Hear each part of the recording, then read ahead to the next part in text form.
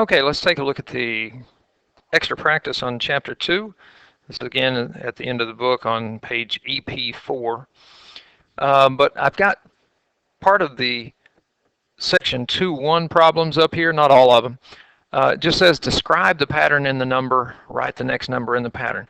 This is dealing with inductive reasoning. Again, we had inductive and deductive. Inductive is where you look at something and you try to see a pattern, and then you make an educated guess as to what is coming next. It doesn't have to be a certain thing, but we think it's going to be that. So the directions here says describe the pattern in the numbers, and on number 1, if you look, 17 to 23, 23 to 15, 15 to 21, 21 to 13, well, it looks like you're adding 6 to go from 17 to 23, and then subtracting 8, 23 to 15, then adding 6, subtracting 8, adding 6 to go from 13 to 19.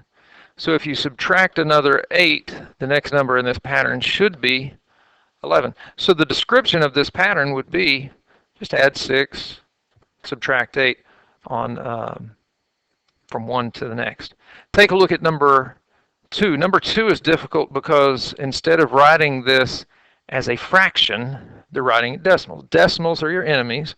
Fractions are your friends. So I'm going to go through and write this as a fraction. 1, that's easy. 0.5 is 1/2. 0.25, that's 1/4. Well, now 0.125, that's 1/8. And so if you continue this, you can see the pattern with the fractions very easily. You see on the first it's 2 to 4, 4 to 8, 8 to 16. All of these are doubling the denominator. So this next one would then have to be 1/32. The one after that would be 1/64. So you could say, for a description, you could say you divide each term by 2 to get the next one, or multiply by 1/2. All right, multiply the denominator by 2, something like that. That would work.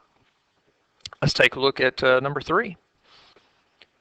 Let's see what the pattern is here. 2 plus 3 is 5. 3 plus 5 is not 7. That won't work.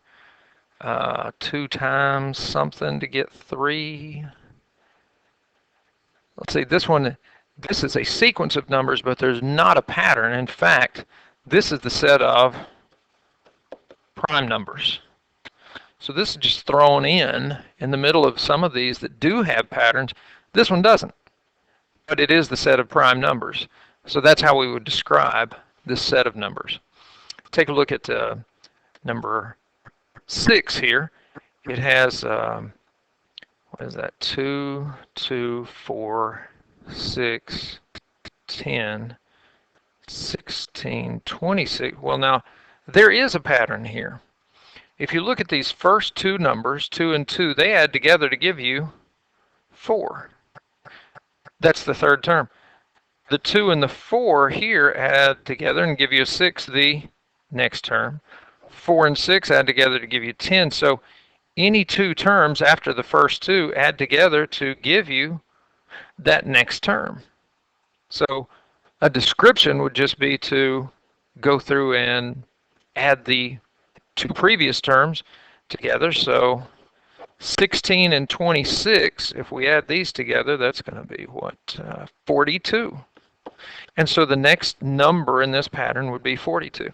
By the way, on the prime numbers on number 3, the next prime number beyond 13 is 17, right? So these are some of the ways that we can go through and look at those values. Let's take a look at number 7. Now in section 1, we also had conjectures. So this is the educated guess. So it says, show that this conjecture is false by finding a counterexample. If it's not true in all cases, it's not true. So we just have to find one particular case where this will not be true. That'll prove it false. So let's take a look at number 7. The difference of any two numbers is a value that lies between those two numbers. So you have to pick two numbers and just see what happens. The difference of any two numbers, I'm just going to pick 9 and 7. All right. Well, the difference is subtraction, so 9 minus 7 is 2. Well, 2 is not between 7 and 9, so that's definitely false. All right, and we could use any number of examples for this. Take a look at number 8.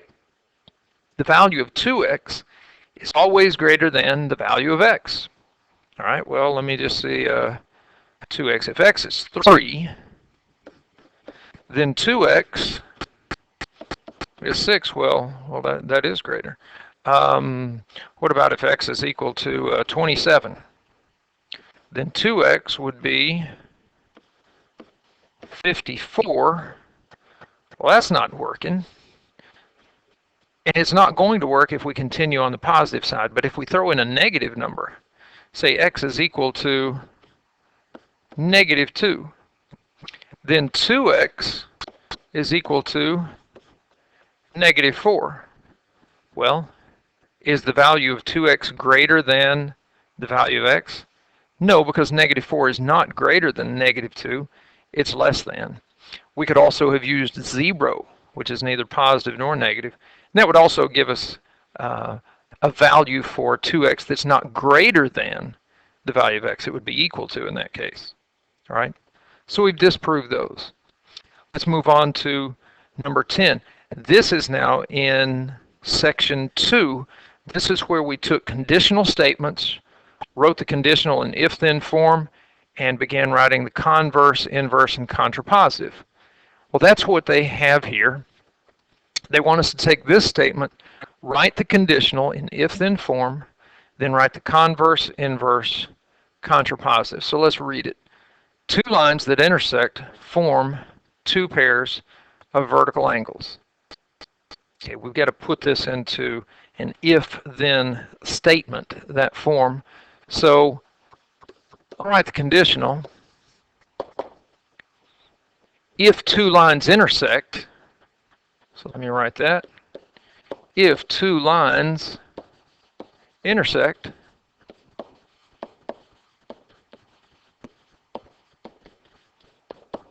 then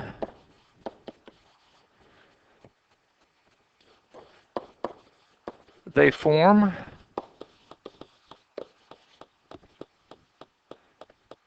two pairs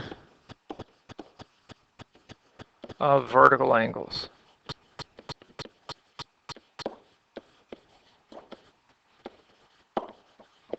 Now, you could be asked for what's the hypothesis? All right.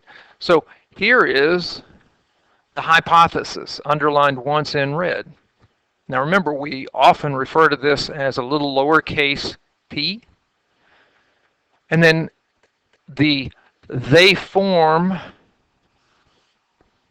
two pairs of vertical angles. This is the conclusion, and it's often referred to as Q. All right? So if P, then Q. That's the way that we normally write these conditional statements. Well, what does the converse look like? Because we also need that. Well, the converse just switches positions with the original conclusion in the conditional and the original hypothesis. Now, we do have to change the words because you wouldn't start with if they. So I'll write the converse as if two lines form two pair of vertical angles,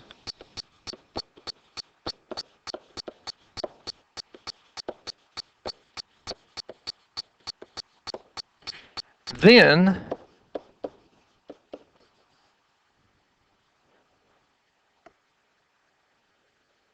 two lines intersect?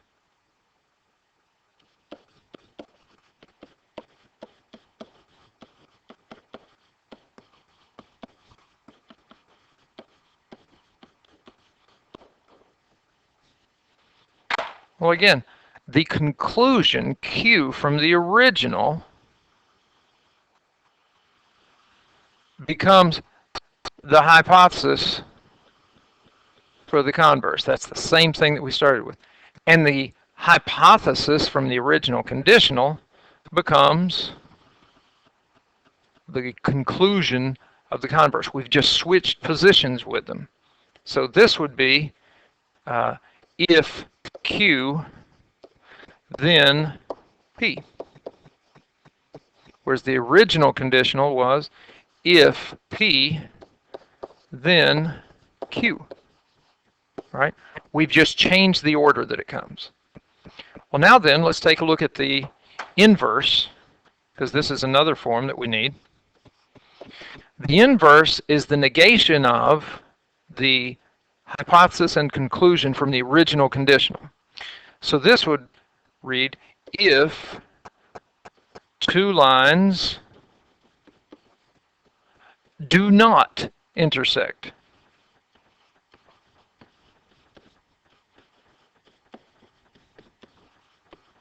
So if two lines do not intersect, then they do not form.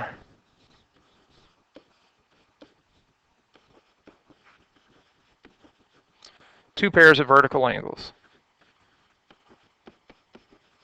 Now this is exactly the same order as the original conditional, but it's the negation of both. Both of them have been taken to be the opposite of their original. Now, the way that we wrote this was if not P, all right, going back to the original, then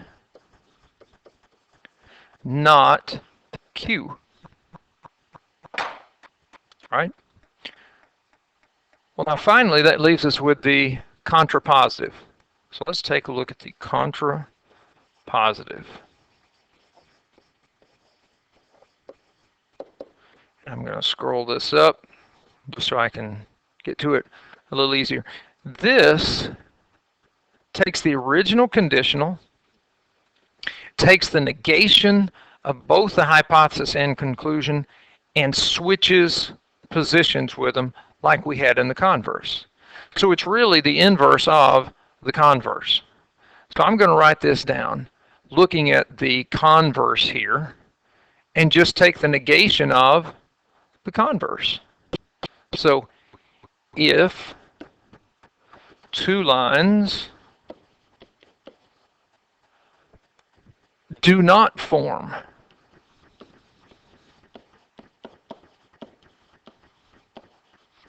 two pairs of vertical angles,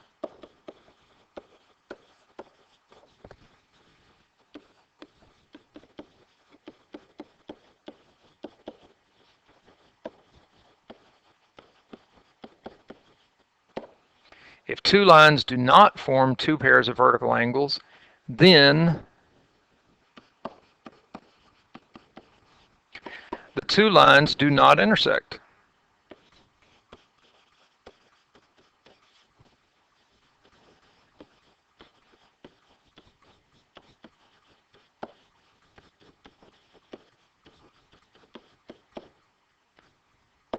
All right? Now, let's take a look at this, because the contrapositive, again, if we write it with the P's and Q's, it would be if, well, not Q. All right? It's the negation of the original conclusion, then not P. And let's take a look at these together now. All right. The original conditional and the contrapositive, these are what we say logically equivalent. They have the same truth value. If the original conditional is true, so is the contrapositive, and vice versa. The converse and inverse may be true, but they don't have to be true, right? They are not, they're not tied to the original conditional in any way. All right, that's enough for this one. Let's go to number 11. Again, same directions. It says all squares are four-sided regular polygons. Well, how do we write this as a conditional first? Well, I'm going to say if an object is a square, then it is a four-sided regular polygon. So if an object, or we could say if a polygon is a square, if an object is a square, then it is a four-sided regular polygon. Now we have our conditional, and again I'm going to underline the hypothesis. Notice the if is not part of the hypothesis, it just precedes it. And then the then precedes the conclusion. All right? So how do we take this and switch? Because again, we have to consider the English. We can't just say if it. All right? So let's take a look at it. If it, instead of it, let's say if an object is a four-sided regular polygon, then it is a square. So if an object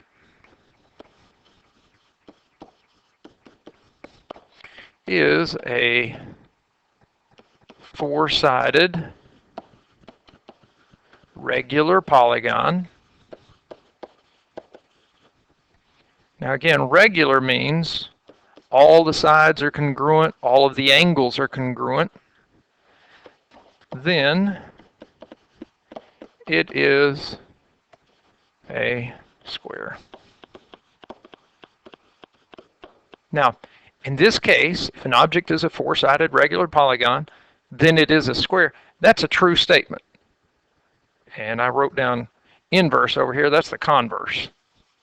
We always do them in the same order. Conditional, converse, then the inverse. That way we don't confuse anything. So the converse is, if an object is a four-sided regular polygon, then it is a square. So now let's take a look at the inverse. Well, again, it's just the negation of the conditional. So if an object is not a square, that's the negation of our original hypothesis, then it is not a four-sided regular polygon. So we have negated our original conclusion as well.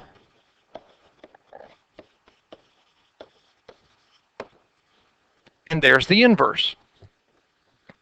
Well, finally then, the contrapositive.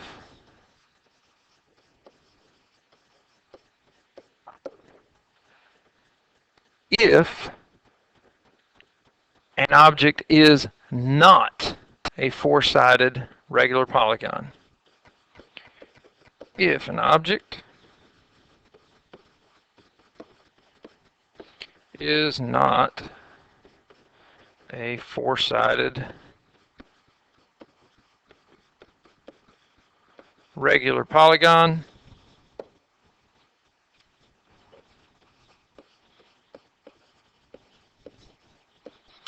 then,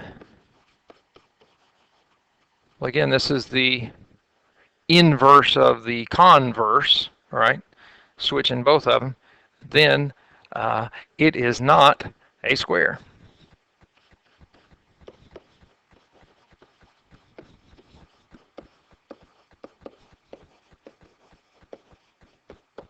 All right. So there on 1011, you're given a statement. You've got to go through and change it into if-then form, right? And then be able to put the converse, the inverse, the contrapositive on those. All right. Well, let's continue then. Let's take a look at problems 12 and 13. Decide whether this statement is true or false, and if it is false, give a counterexample. Right? If a figure is a hexagon, then it is a regular polygon. Again, regular, polygon, all the sides are congruent, all of the angles are congruent. Let's just take a hexagon. Hexagon, that prefix means 6. So here is a hexagon.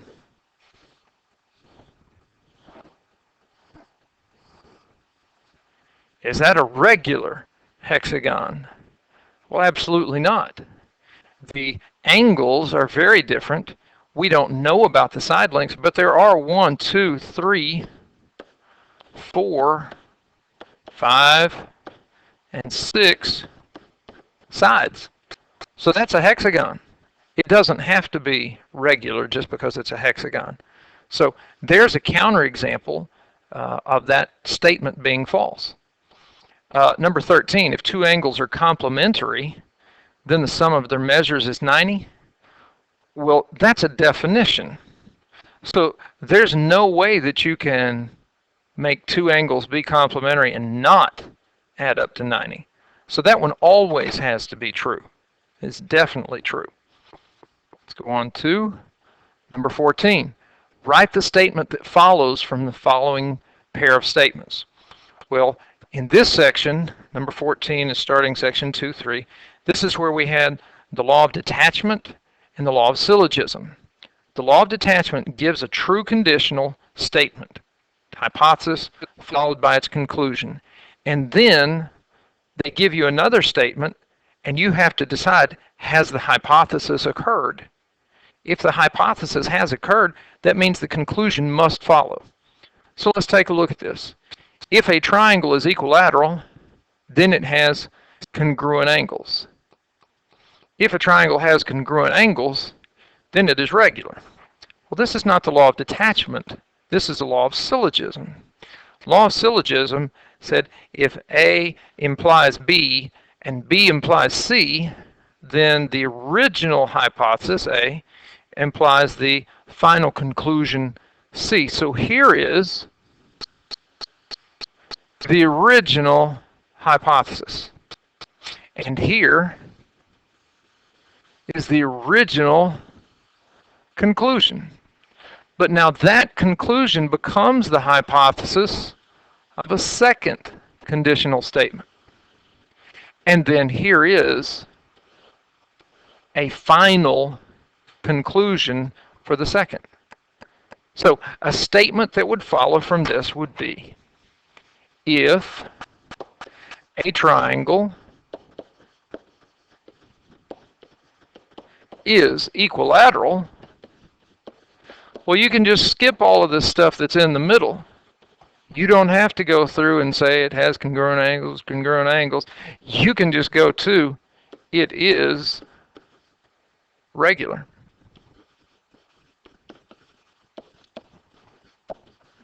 And we can put the then if we want to. It's equivalent with the English. So if a triangle is equilateral, then it is regular. That's the combination. That's the statement that they're looking for. We've taken these two, taken the middle part out, and just taken the original hypothesis with the final conclusion. We'll take a look at 15. If two coplanar lines are not parallel, then they intersect. If two lines intersect, then they form congruent vertical angles. Well, I'm just going to do this time. See, there's the conclusion for the first statement becoming the hypothesis for the second. I'm just going to write, if two coplanar lines are not parallel, then they form congruent vertical angles. Right? So we don't even have to put anything else in. Both of these were using the law of syllogism. All right. Let's go to, I think I skipped one there. Yeah, that was it. All right. Let's take a look at this diagram. And again, this is wanting us to go through and use the information that's here and see if these statements are true just from that diagram. So true or false. Let's take a look at 18. It says line SV is perpendicular to the plane Z. Well, now, I do see a perpendicular symbol right here, and that's SV with this line WT. Here's the perpendicular sign there, and so this line is perpendicular to that line, and that line is in the plane. Is that sufficient to be perpendicular to the plane? Well, no. This is very tricky because most people would say, oh, well, that's got to be perpendicular to the plane then. It doesn't. It's just perpendicular to that one line. What you need to also have would be another line going through the same point that it's perpendicular to. That would make it perpendicular to the plane. So number 18 is false. All right. We do not have this angle here that's perpendicular to another line going through that same point. So 18 is false. Let's look at 19. For 19, it says line XU intersects plane Z at point Y. Well, let's see here. XU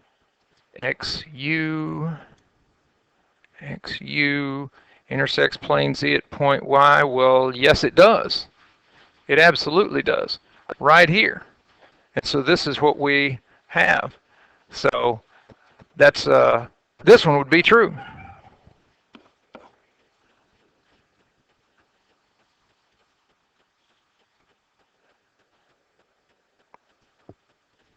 Okay, let's continue. Here, number 10 says line TW lines in plane Z.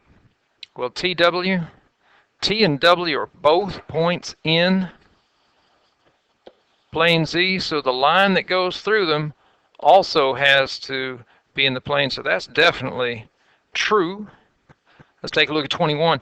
Angle SYT, let me erase this first. Angle SYT is right here. That's the right angle, all right, marking it in blue. And angle WYS are vertical angles. Well, here, this is kind of hard to see, but these two angles right here, these are not vertical, these are adjacent. They're both 90 degrees, so this one is definitely false. Let's take a look at number 22. Angle SYT and angle TYV are complementary. So SYT, well, now wait just a second. SYT is 90 degrees. And TYV, well, it doesn't matter another angle because TYV, if you, complementary means 90, adding up to 90. So this angle here that's underneath TYV, those are going to add up to 180. That's supplementary, not complementary. So that's also false. And then problem number 23 says angle TYU and UYW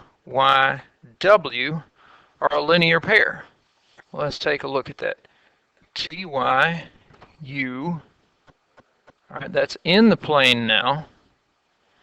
TYU and UYW, that's this angle over here. Well, now those two angles are adjacent and they form a line, so that definitely is a linear pair.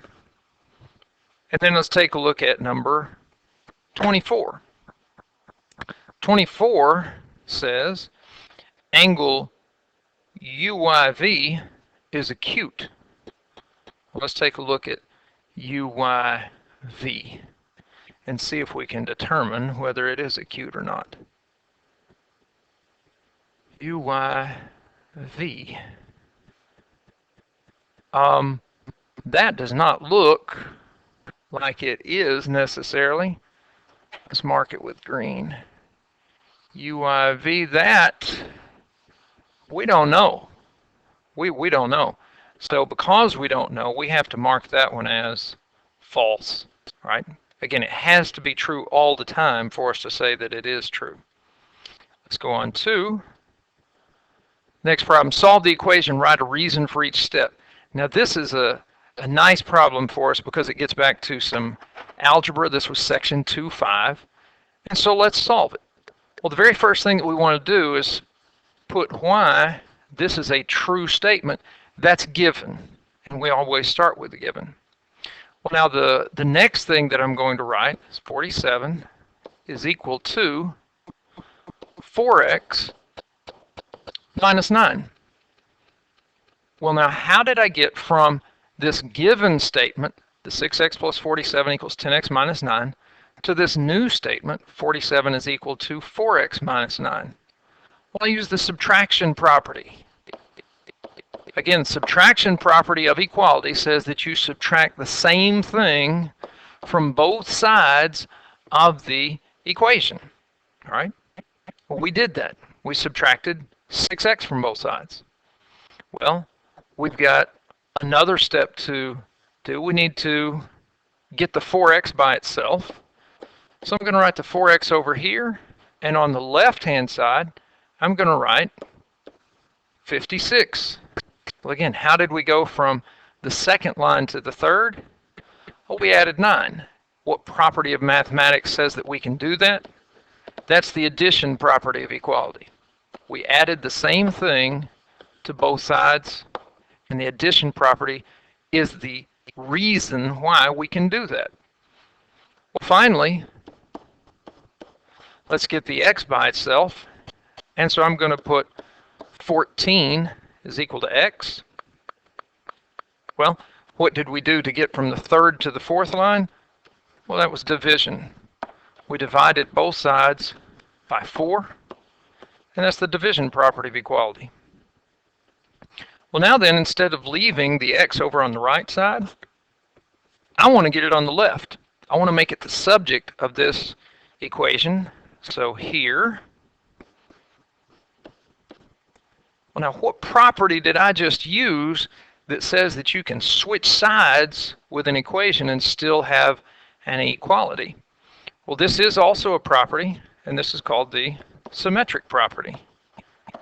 That's the property that lets us go through and switch sides and still have an equation.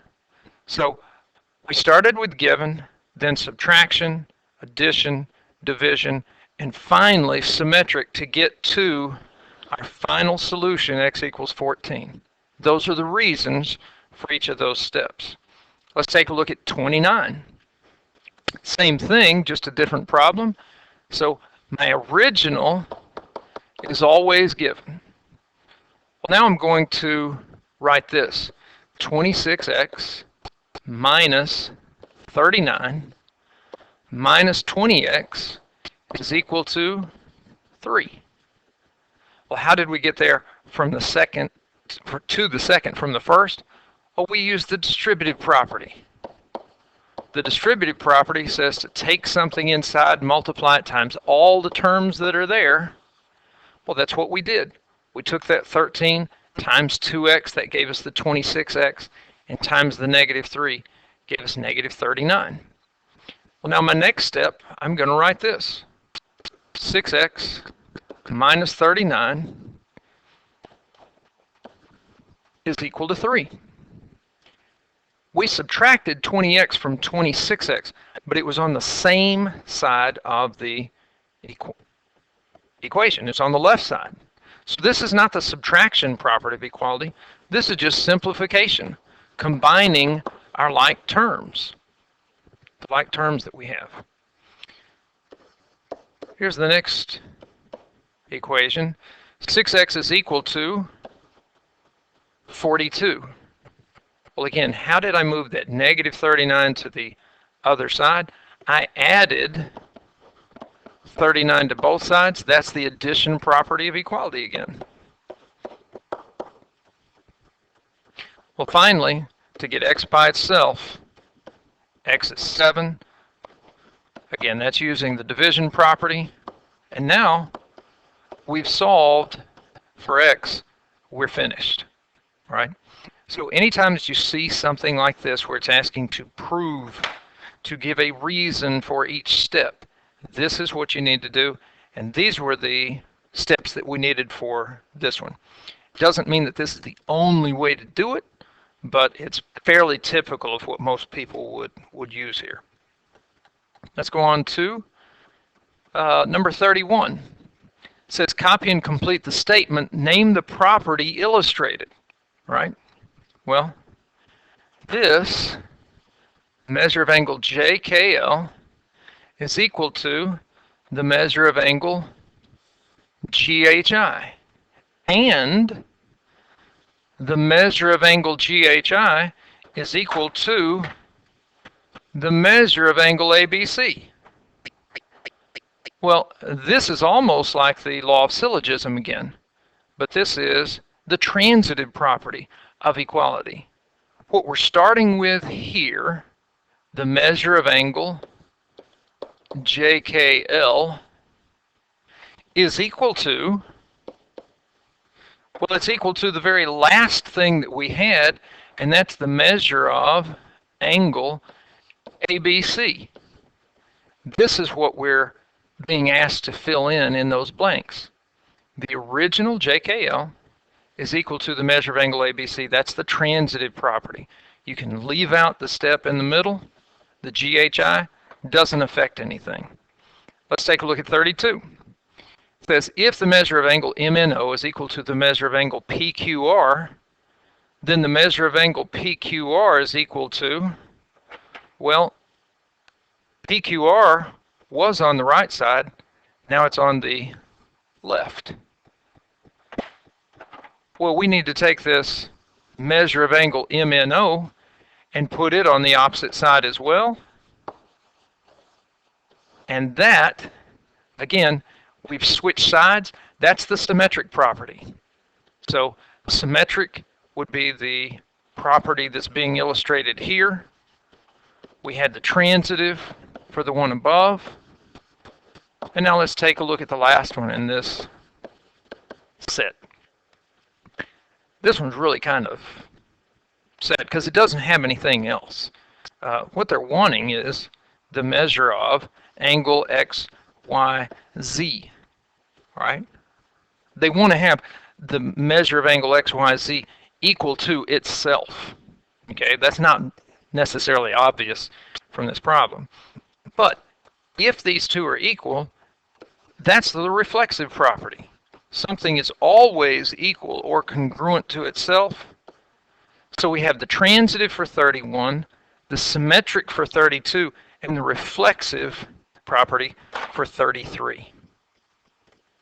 Now then, let's take a look at this proof that we have in section 2.6. We have the given information up here at the top. All right. And then what we want to prove is right here. And this will always be our final statement for any proof. Well, let's take a look at what they have in step 1. Angle ABD is a right angle.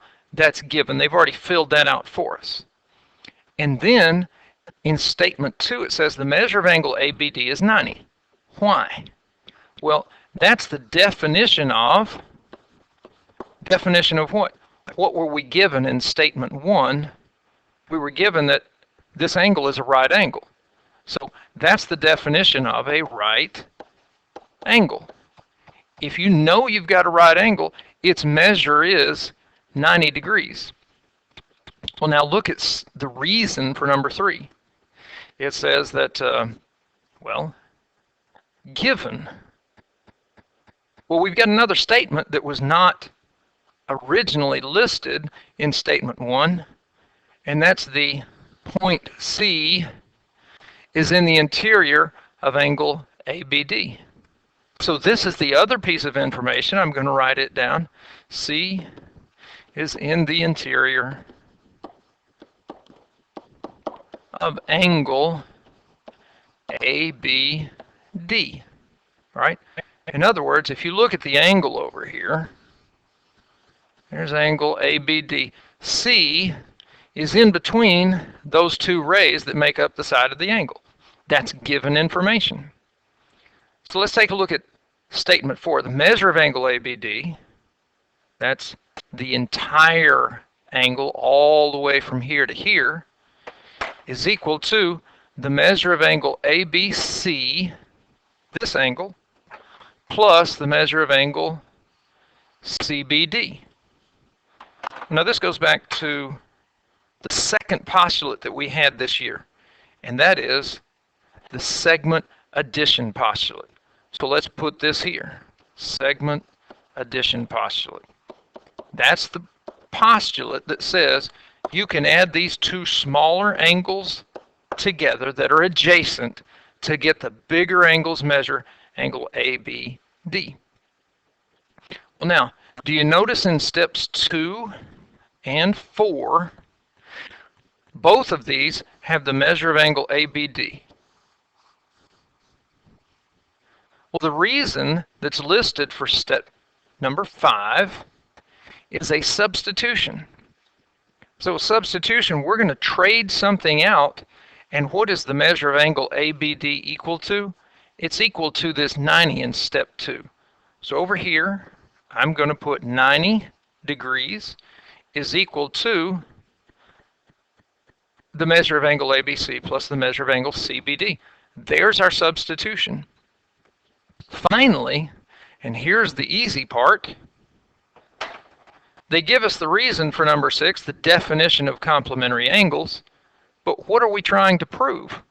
We're trying to prove what we've underlined in green, and so I'm just going to copy that down again.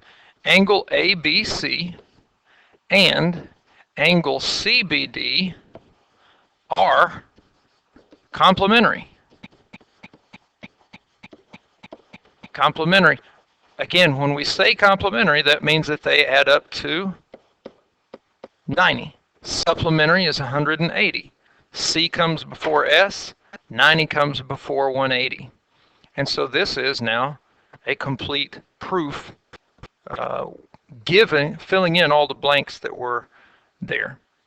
Let's take a look at these final problems here for 36 through 40.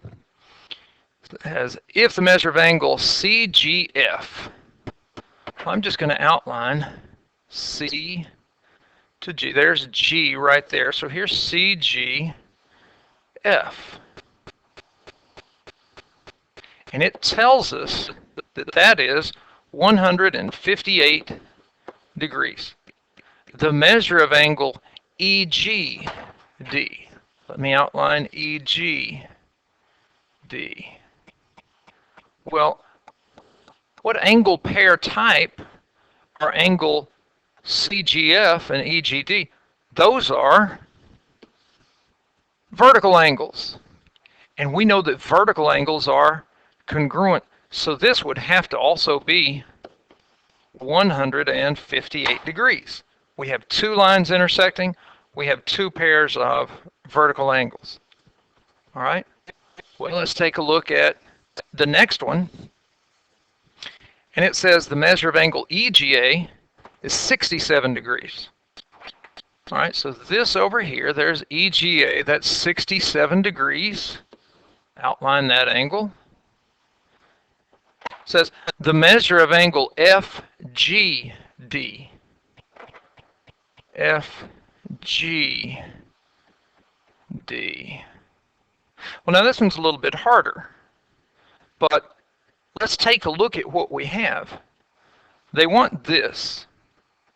We're given the green angle of 67 degrees, but we also have this angle here in red, And that is always a 90-degree angle when we see that little square. So if you look at all three of these angles, angle EGA, AGD, and FGD, the sum of all three has got to equal 180 because line EF is formed by those three. So I'm just going to say, I'm going to call this X over here for what we don't know. 67 plus 90 plus X is equal to 180 degrees. 67 plus 90, that's 157, plus X is equal to 180. So X has got to equal 23 degrees. That's 23 right here, and that's what we would put for number 37. Right? So using three angles instead of just two. Well, now then, let's go to the next problem. Again, all these numbers are changing. We're not using the same ones each time. And this next one says, the measure of angle FGC is 149 degrees. So here is FGC. All right? And now, they're saying that's 149 degrees. Find the measure of angle EGA. Well, let's take a look at EGA over here. Well, we do know some other pieces of information. We know that this angle here is 90 degrees. That's always going to be the case. And we do have this small angle FGD on this side. So let's fill out and see what that is. That is 149 plus 31 degrees. Now, why is that important? Well, this 31 degrees, you see this little arc, is the same as this one, and that's 31 degrees right here. Well, now then, because these lines are perpendicular, that means they're perpendicular all the way around, including here. If this is 31 that we just found, then we also have a complementary angle, which would be 59 right here. And then, with this being 90 right here, can we somehow go through and figure out what angle EGA is? Well, we can. And here's how. I'm coming back over. I'm going from FG through B. Now look at this. That 149 degree angle. One angle that we were not told anything about is this one. But that's vertical with angle FGD. And so if this is 31, this angle over here, angle EGA, has got to be complementary.